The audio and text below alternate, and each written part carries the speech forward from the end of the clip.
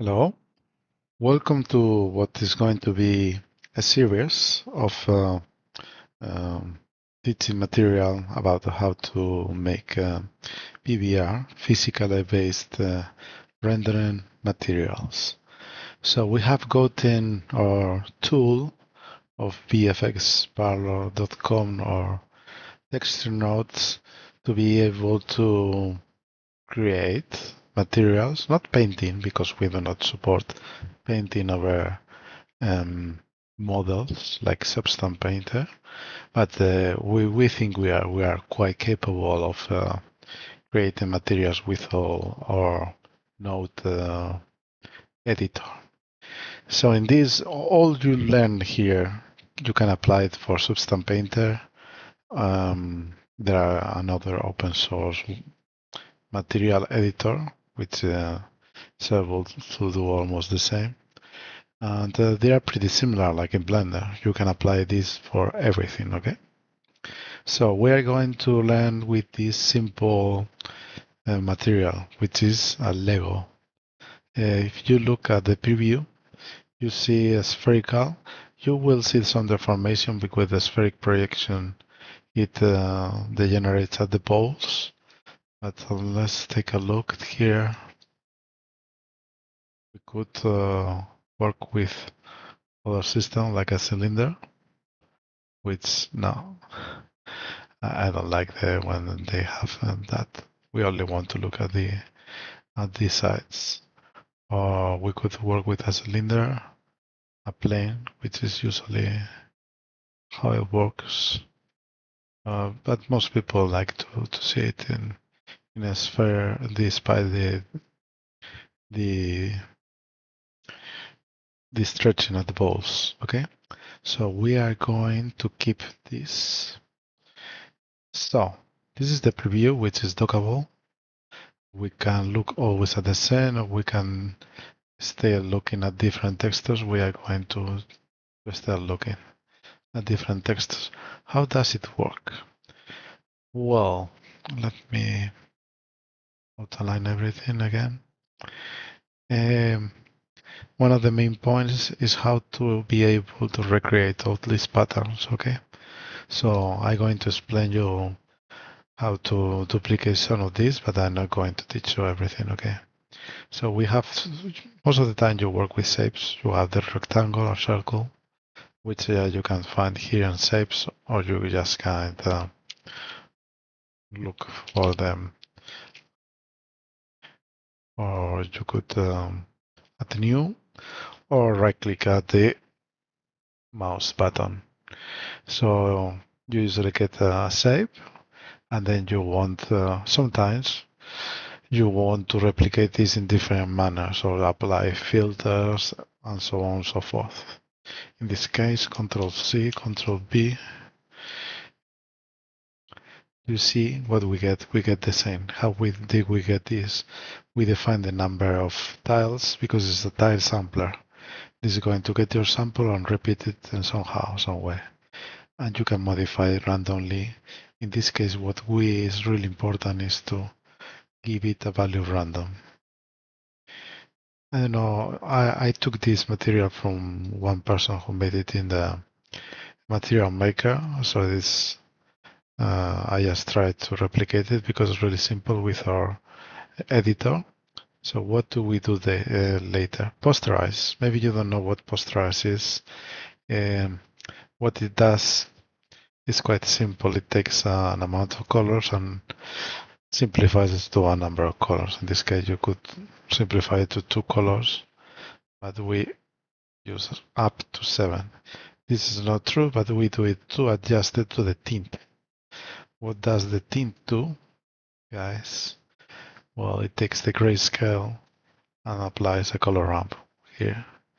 So we took the ramp to get the primary colors. Well, not primary colors. Blue, red, green are primary and orange is not, which is the one that has given me some problems.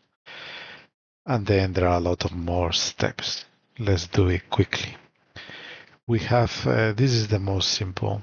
After this, with the posterize, we apply a sobor. Sobor is an effect for edge detection. and then we invert the colors to get these black lines, which we are going to apply later too.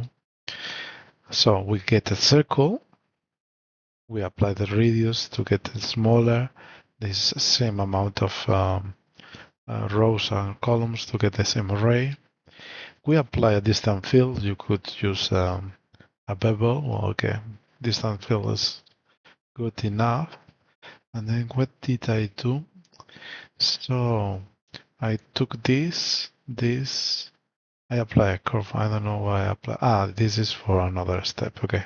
So the distance fill, we subtract the original shape and we get what it could be the shadow of this. Okay. This is going to be useful to get the feeling of the normals around these circles of the Lego pieces. Then we invert it and we get this kind of shadow, and we multiply it by the edges, and we get what it could be like the feeling of the shape, the geometry, because this is only the albedo, the diffuse color. The diffuse color you want to apply it. Sometimes I apply this all with all this, so we got a diffuse map. I usually only want to put, I could put all this to the base color, and it could be almost the same. If I do this, it gets a little bit stronger. Maybe it's not the best practice, but I did so because I wanted a lot of contrast. So this is really important.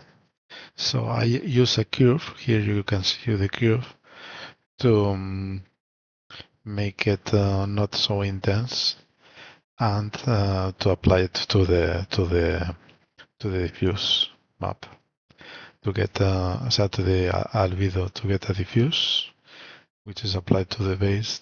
Then I used an ambient occlusion to guess the ambient occlusion map to the ambient occlusion, and then we got something which is kind of funny. Okay, I got for the normal map. Yeah, I got the edges and again the curve, because this is an adjustment because I didn't want this, I don't know how to call them, pebbles to be not so strong around the pebbles. Okay, and then the high is all this long one which goes here. So this one, guys, this one is also adjusted with another curve. You see, I applied a lot. This you could use a saturation node or anything else, but the curve gives you a lot of control. And then that's it. We got our model. So then what I did is save it to the cloud and publish to our gallery. So I just dock it again. If you go to our gallery, you will see a lot of PBR materials which are free. So we are hoping that you come to VFXParlor.com to download it, to feel free to download it for Godot, Unity, wherever you want to use them. And look, the next tutorial will be about a more complex one, which is this one.